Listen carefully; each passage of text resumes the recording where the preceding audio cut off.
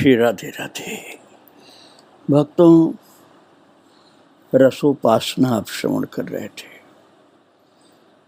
मैंने आपको बोला था रस तो 5 होते हैं, शांत रस और दास्य रस, सख्य रस, वात्सल्य रस, माधुर्य रस। इनमें से जिस किसी में भी आनंद आने लग जाए वही संपूर्ण लगता है। किसी प्रकार की कमी नहीं रह जाती प्रेम की, रस की, आनंद की। सखाओं के रस का आनंद आप ले रहे थे, किस प्रकार से एक दूसरे को सेवा पहुंचाते हैं भक्त और भगवान अपने सखाओं को। बीच बीच में मैंने माता रोहिणी, माता यशोदा के वात्सल्य रस का भी थोड़ा सा एक जैसे हल्की सी झांकी प्रस्तुत कर दिया था। कैसे कैसे माता अपने बच्चों को आनंदित करती है अपनी सेवा के द्वारा, उसी को वात्सल्य रस कहते हैं। तो मुख्य तो था सख्य रस, लेकिन वात्सल्य रस भी बीच बीच में आता रहा। विशेष रूप से माताओं के अंदर ये रस अधिक होता है, पुरुषों के अंदर होता है लेकिन थोड़ा कम होता है। जैसे यशोदा मैया, कौशल्या मैया का वात्सल्य रस बहुत ऊंचा है। हम ये नहीं कहते हैं कि दशरथ जी के अंदर वात्सल्य रस नहीं है और नंद बाबा के अंदर नहीं है, ऐसा मैं नहीं कह रहा हूँ, लेकिन माताओं के अंदर फिर भी ज्यादा ही होता है। एक तो ये है भक्तों की, ये जब हमारे पास होता है लाला, तब लाला को हम किस प्रकार से खुश करते हैं, सुखी बनाते हैं, उसकी इच्छाओं को पूर्ण करके उसको आनंदित करते हैं। एक तो वात्सल्य रस का स्वरूप ये होता है, और एक हम बाद में आपको सुनाएंगे। अभी तो हम ये संयोग वाला ही वात्सल्य रस आपको सुना रहे हैं। एक वियोग का भी वात्सल्य रस होता है, उसमें कुछ दर्द भी होता है, दर्द में भी कुछ रसानुभूति भी होती है, जिसको विरह, वात्सल्य का विरह वाला रस कहा जाता है। उसकी चर्चा मैं बाद में करूंगा। अभी वात्सल्य रस में संयोग का जो आनंद है, लाला मैया की गोद में बैठता है, मैया उसको प्यार से वात्सल्य रस से पोषित करती है। एक झांकी में आपके सम्मुख ले आ रहा हूं, जिसे आप अपने श्रद्धा और प्रेम के नेत्रों से दर्शन करिए। मैं यशोदा माता की बात आपको पहले सुनाता हूँ, फिर इसके बाद रोहिणी माता की भी बात सुनाऊंगा। मुख्य हैं कृष्ण बलराम और उनके सखा लोग, इन सब के प्रति माता का वात्सल्य भाव है, क्योंकि सब कन्हैया के सखा हैं।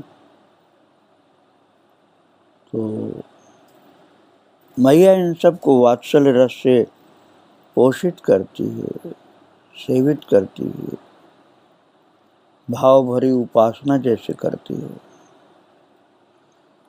बिल्कुल प्रातः काल की बात है भक्तों। मैया अपने प्रांगण में अर्थात आंगन में नीलमणि अर्थात बाल कृष्ण, नीलमणि को अंक में लेकर के बैठ गई, गोद में बैठा के। और नीलमणि तो नीलम जैसा नीला नीला, अद्भुत कांतिमान। लेकिन माता यशोदा बिल्कुल गौर वर्ण की है, किंतु गौर वर्ण में भी कुछ हल्का सा गुलाबी रंग जैसे मिल गया हो, जिसे हम पाटल गौर वर्ण कह सकते हैं। गुलाबी गौर वर्ण, बड़े बड़े अंजन रंजित लोचन, अंजन काजल ये सब लगा के मैया अपना भी तो श्रृंगार करती है ना। और भाल पर सिंदूर बिंदु, सिंदूर का एक बिंदु अपने भाल पर, और मैया अपने जूड़ा में मल्लिका की माला धारण करती है और सर्वाभरण भूषिता है। सारा सुंदर सुंदर कीमती आभूषणों से सर्वांग सुशोभित है। और अरुण परिधान, बड़ा लालिमा युक्त साड़ी पहने हुए बैठी है, और कन्हाई उसके दाहिनी जांघ पर बैठा हुआ है गोद में, और माता की साड़ी एक आध बार खिसक भी जाती है, सिर से थोड़ा सा खिसकती है, फिर संभाल लेती है। और भक्तों, जो कन्हाई के सखा है ना, भले लाला, अब मैं वात्सल्य रस में लाला को बहुत छोटा सा सुना रहा हूँ। अभी तो आप सख्य रस में जो सुन रहे थे, वो लाला इतना बड़ा था कि पेड़ों पर भी दौड़ जाता था, यमुना जी में भी कूद जाता था, पेड़ों पर दौड़ जाता था, सखाओं का प्यारा कन्हैया सखा। लेकिन अब मैं आपको वात्सल्य रस में यशोदा के प्राण प्यारे लाला की बात जो सुना रहा हूँ, वो लाला छोटा सा ही है। हाँ, गोद में बैठा हुआ है, दौड़ता तो है, इतना छोटा नहीं कि दौड़े भी नहीं। और सखा लोग जब देखे कि उनका सखा बैठा हुआ है, अब मैं आपको वात्सल्य रस मिश्रित साक्ष्य वाला रस का आस्वादन करा रहा हूँ। सखा लोग अपने सख्य भाव के द्वारा रसोपासना करेंगे लाला की, कन्हैया के, अपने सखा की, और मैया यशोदा अपने वात्सल्य रस के द्वारा अपने लाला की रसोपासना करेगी। तो जब देखा है सखाओं ने कृष्ण को कि ये तो मैया की गोद में बैठा हुआ है, तुम्हारा ये तोक नाम का प्यारा सा सखा जो वो भागता हुआ आया, सहसा दौड़ता हुआ, मैया की गोदी में कन्हैया बैठा तो मैया के पास भागता हुआ आया, बोला मैया। और उस समय मैया की गोद में तो वाम भाग पर, वाम जंघा उरु बोलते हैं, बैठ करके तो को दाहिनी जंग पर तो बैठा हुआ लाला कन्हैया, तो बाएं जंघा पर महाराज गोदी में बाईं तरफ आके तोक बैठ गया, क्योंकि वो सखा है ना, वो भी तो माँ कहता है यशोदा माता। अपना नन्हा सा बायां हाथ मैया की ठुड्डी में लगा करके मैया के मुंह की ओर मुंह उठा करके बोला तो। अब मैया ने बाएं हाथ से तोक को भी वैसा ही संभाल लिया जैसे दाहिने हाथ से कन्हाई को संभाली है। गोद में दोनों को बैठा लिया, दाहिनी तरफ तो बैठा है गोद में कन्हाई, और बाएं तरफ बैठ गया तोक उसका सखा, और दोनों को हाथों से एक एक हाथ से संभाला मैया ने। मैया की गोद में महाराज ये कृष्ण और तोक, ऐसे समझिए ना आप, छोटे से बच्चे के रूप में दौड़ते हैं, लेकिन गोद में बैठना उनको ज़्यादा अच्छा लगता है। तो ऐसे समझिए कि 1.5-2 वर्ष के बीच के हैं, और दोनों एक रूप, एक वर्ण, एक सा श्रृंगार महाराज। केवल तोक तनिक पतला और छोटा है, वो कन्हैया थोड़ा सा स्थूल है, चुड़ौल है ना, और थोड़ा सा तोक से बड़ा। और दोनों की अलकें अर्थात इनके केश बहुत सुगंधित, बड़ी उत्तम कोट के तेल से स्निग्ध है। नेत्रों में कज्जल तो है ही, काजल लगा हुआ नेत्रों में दोनों के, और भाल पर भी कज्जल का एक बिंदु अथवा डिठौना कह लीजिए आप, नजर न लग जाए बच्चे को, इसलिए माता लगा देती है। और गले में मैया ने अपना तो श्रृंगार किया ही किया है, लेकिन लाला का श्रृंगार क्यों नहीं करेगी? तो इसलिए गले में मोतियों की मालाओं में व्याघ्र नख लटक रहे हैं। अब तो ये प्लास्टिक के मिलते हैं भक्तों, बाघ के नख प्लास्टिक के मिलते हैं, माताएं पहना देती हैं बाजार से खरीद के। लेकिन महाराज उस समय कन्हैया के लिए स्वयं नरसिंह भगवान दे गए थे। बाघ का जो नख होता है ना, नरसिंह भगवान ने ही अपने नाखून से धीरे से खुरच करके निकाल लिया था, ऐसा कि जो लाला कंठ में धारण कर ले तो कोई नजर न लगने पावे इसको। अब मैया को तो दिखलाई नहीं पड़े नरसिंह भगवान, लेकिन उन्होंने निकाल कर वहीं रख दिया, मैया ने वही पहना दिया था। बड़ा सुंदर सजा धजा व्याघ्र नख सोने में लगा हुआ, बड़ी सी सुंदर सी चेन में, वही गले में पहनाई है मैया। अब नरसिंह भगवान भी हैं वही लाला है, लेकिन नरसिंह भगवान के पास नख है तो उन्होंने वही प्रसाद रूप में पहना दिया लाला को। और कटी में ढीली ढीली पीठ सी कछनी है, पीली पीली रेशम की कछनी लाला पहन रखा है। भैया ने अपने वात्सल्य भाव से भर करके श्रृंगार किया है।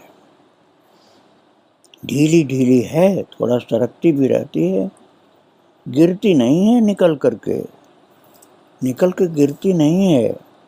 हाँ, लेकिन इतनी टाइट नहीं है कि उसको तकलीफ हो जाए। तो महाराज इस प्रकार से 2 बच्चे बैठे हैं, गोद में दाहिनी तरफ बैठा है लाला और बाईं तरफ तोक बैठा है उसका सखा। तो महाराज तोक बड़े भोलेपन से पूछ रहा है। क्या पूछा है समझना पड़ेगा आपको। तो तोक ने पूछा, मैया मैं हाउ के घर जाऊं? हाउ क्या होता है? ऐसे समझो कि बच्चों को डराने के लिए बड़े लोग जो होते हैं ना, मैया बाबा घर के बड़े लोग, वो बच्चों को थोड़ा डराने के लिए बोलते हाउ आ रहा, हाउ एक काल्पनिक समझ लीजिए जो जिससे बच्चे डर जाएं। तो ये बच्चों ने सुन सुन करके समझ रखा था कि हाउ कुछ होता है। तो बड़े भोलेपन से पूछ रहे हैं, मैं हाउ के घर जाऊं? तो महाराज ये बात अच्छी थोड़ी होती है कि हाउ तो डराने के लिए होता है। और खराब आकृति मानी जाती है, अच्छी आकृति नहीं उसकी मानी। भूत प्रेत समझ लो आप, डराने वाली चीज। तो मैया तोक की ओर देखने लगी, बोले अरे मेरा लाल हाउ के घर भला क्यों जाएगा? तोक ने कहा तू अब रात को उछलेगा कूदेगा, तुझे हाउ के घर भेज दूंगी। बात ये थी भक्तों, इस बात को आप समझो, ये वात्सल्य लीला जो है। शाम को मैया ने जब देखा था, यशोदा मैया ने, कि बच्चे बड़ा उधम मचा रहे हैं, बहुत हल्ला गुल्ला मचा रहे हैं, बड़ा उछल कूद करते हैं, तो मैया ने इनको डराने के लिए कह दिया था कि मैं तुझे तोक के घर, मैया ने तोक को करिए मुझे, मैं तुझे हाउ के घर भेज दूंगी। हाउ के घर भेज दूँ, हाउ मतलब जो काट खाता है बच्चों को, डराता है, तो हाउ के घर भेज दूंगी। हाउ वो तो मन में ज्यादा डरा ही नहीं, इसीलिए तोक ने कह दिया कि मैं हाउ के घर जाऊं मैया। तो फिर मैया तो उसको देखने लगी, तू हाउ के घर क्यों जाएगा भला? तो तोक ने कहा मैया तुम तो शाम को कह रही थी कि तू हाउ के घर भेज दूंगी तुझको। तो मैया ने कहा नहीं, तू अब रात को उछलेगा कूदेगा तब तुझे हाउ के घर भेज दूंगी, रात को शांति से रहा कर। और तो इस प्रकार से हाउ की बात बता करके बच्चों को थोड़ा सा शांत करने के लिए ये शब्द प्रयोग करती है माता। भक्तों बात ये है कि माताएं तो सोचती हैं कि हाउ के नाम पर डरा दूंगी मैं, लेकिन ये तो कृष्ण सखा है, अब जो कृष्ण का सखा है तो डरेगा क्यों वो? अब वो जो तोक है ना, इसलिए डरता नहीं है वो, कितने उसकी मैया डरावे, चाहे लाला की मैया डरावे हाउ के नाम पर, लेकिन डरता नहीं है वो। इसलिए वो बोल रहा था कि मैया मैं हाउ के घर जाऊं क्या? तो उसने कहा नहीं, क्यों जाएगा तू? उसने कहा रात को कहा था ना कि हाउ के घर जाओ। तो मैया ने कहा दिया अरे तू रात को ही उछलेगा कूदेगा उधम करेगा तब तुझे हाउ के घर भेज दूंगी, ऐसे नहीं भेजूंगी। और फिर उसके समझ में आया यशोदा माता को कि जो इसकी माँ है, तोक की माँ अतुला, उसने रात को इसको डांट के कहा होगा कि हाउ के घर भेज दूंगी तुझको। तो मैया ने तोक को फुचकारा और फिर कहा अच्छा अतुला को आने दो, मैं उसके कान पकड़ती हूँ, वो मेरे लाल को हाउ के घर भेजने चली है। लेकिन महाराज तोक तो डरने वाला है नहीं, क्योंकि कन्हैया का सखा है। तोक को अपनी माता को दंड दिलाने की चिंता भी नहीं है, उसको तो क्या चिंता है कि मुझे हाउ को देखना है कि वो होता क्या है हाउ। आप वो कहीं अंग्रेजी वाला हाउ नहीं समझ लेना, हाउ का मतलब भूत समझो आप। तो अब ये कृष्ण का सखा है, इसलिए कुछ डर है ही नहीं। तोक ने कहा हाँ मुझे तो हाउ के घर जाऊंगा मैं, और मुझे देखना है वो कैसा होता है, मैं जाऊंगा, ये कनु भी मेरे साथ जाएगा, कनु अर्थात कन्हैया, और हाउ को देखने के लिए दाऊ भी जाएगा, अर्थात हम सब मिलकर के हाउ को देखने जाएंगे। भद्र जाएगा, अंशु जाएगा, तेजस्वी जाएगा, तो हम सब सखा मिल करके जाएंगे हाउ को देखने कैसा है वो। अब तोक सखाओं के नाम गिनाता चला जा रहा, ये जाएगा वो जाएगा वो जाएगा हमारे साथ। तो माता रोहिणी ने, जो दाऊ जी की माँ है, वो समीप आ करके खड़े खड़े पूछा ए तोक तो इतनी बड़ी सेना लेकर के क्यों जाएगा वहां?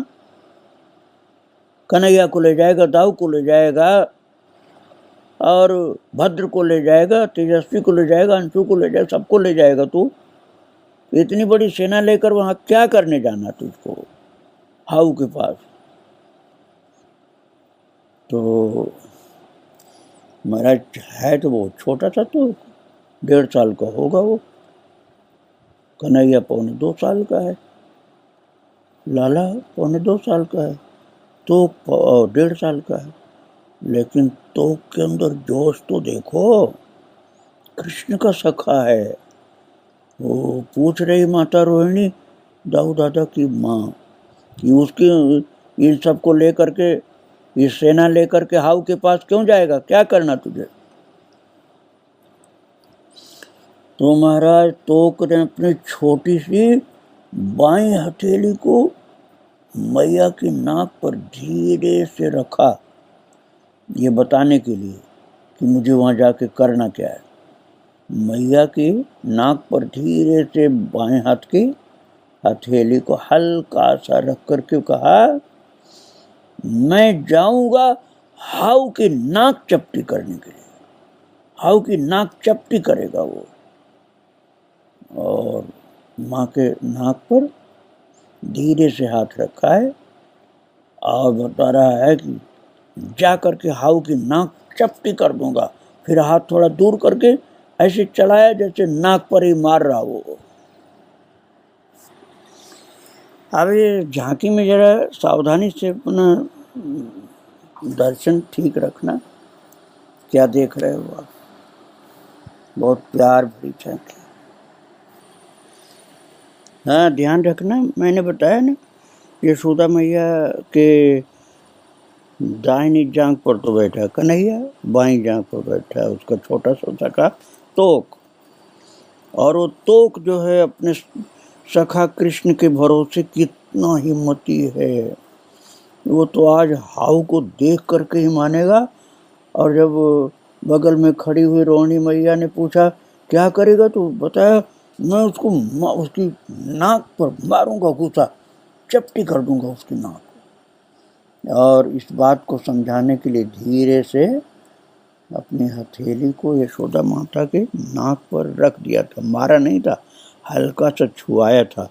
और कि मैं इसी नाक पर, जैसे ये नाक मैया की ना, ऐसे उसकी नाक शायद और बड़ी होगी, तो मैं उस पर मारूंगा, थप्पड़ या घूंसा मार दूंगा, नाक चपटी कर दूंगा। तो माता रोहिणी हंसने लगी।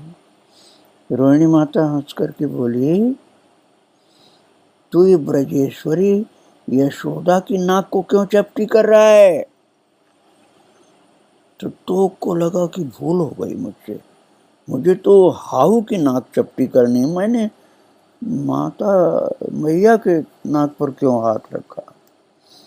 लेकिन भोला तोक मैया की नाक पर से हथेली उठाना भूल गया था ना। वो तो बता रहा था कि नाक पर ऐसे करना मुझे। ये तो अपनी भूल के भान से भौचक्का मैया की ओर देखने लगा। कन्हई ने झट से तोक का हाथ मैया की नाक पर से हटाया और अपने दोनों करों की सुकुमार लाल लाल हथेलियों से मैया की नाक दोनों ओर से दबा करके उठाने लगा। कन्हई कि नहीं नहीं नहीं, मेरी मैया की नाक नहीं तो चिपटी करेगा।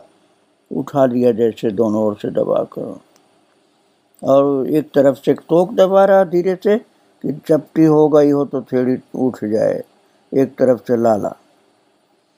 और तत्काल दोनों सखाओं ने, कृष्ण और तोक ने, मैया की नाक को अगल बगल से धीरे धीरे दबा करके, जैसे चपटी पहले हो गई थी तो ऊंची कर दिया है। अब तोक जो चकित है, प्रशंसा भरे दृष्टि से कन्हई की ओर देखने लगा कि इसका सखा कन्हू कितना बुद्धिमान है, मैया की नाक को ठीक कर दिया इसने। अपनों की जो भूल होती है ना, उसको सुधार देना मित्र का लक्षण होता है। तो मित्र है ना, सखा है, मित्र को चाहे सखा को, बात एक ही वक्त। तो कन्हई को लगा कि मेरा जो सखा है तो इसे थोड़ी सी भूल हुई है कि वो हाउ को जो मारेगा जोर से नाक पर तो नाक चपटी कर देगा। तो उस बात को भूल गया था कि मैया की नाक पर हाथ रख रहा हूँ। तो उसने अपने सखा की भूल का सुधार किया। लाला कन्हैया ने अपने जो सखा की भूल थी ना, तोक की भूल थी कि मैया के नाक पर उसने हाथ रख दिया कि मुझे ऐसे मारना बताने के लिए। तो तुरंत ही लाला नाक को ठीक करने लगा, मैया की नाक को ऊंची करने लगा और रोहिणी माता हंसने लगी। रोहिणी माता ने हंस करके कहा, अब तुम्हारा नीलमणि तुम्हारी नाक ऊंची करने में लगा हुआ है। नाक ऊंची करने का मतलब होता है इज्जत ऊंची करना। नाक ऊंची होना मतलब सम्मान बढ़ाना। मैया इस भाव से कह रही है रोहिणी मैया कि देखो ये दोनों सखा जो हैं, कृष्ण में पहले लगा, बाद में ये सखा तोक भी लग गया तुम्हारी नाक ऊंची करने में। हंस रही है और कृष्ण से कह रही, रहने दे लाल, तुम सबों के होने से ही तो ब्रजेश्वरी और ब्रजराज की नाक सबसे ऊंची हो गई है। रोहिणी मैया ने कहा, लाला तुम और तुम्हारे सखा दाऊ ये सब लोगों के कारण ही तो ब्रजेश्वरी यशोदा रानी और ब्रजराज नंद बाबा, इनकी दोनों की नाक ऊंची हो गई। अब और कितनी ऊंची करेगा तुम? अब उसे नीची करने वाला दूसरा कोई उत्पन्न ही नहीं हो सकता है, तुम लोग जो हो साथ में। तो मैया तो भाव विवल हो गई कि मेरे बच्चे मेरी नाक ऊंची कर रहे हैं, इज्जत बढ़ा रहे हैं हमारी।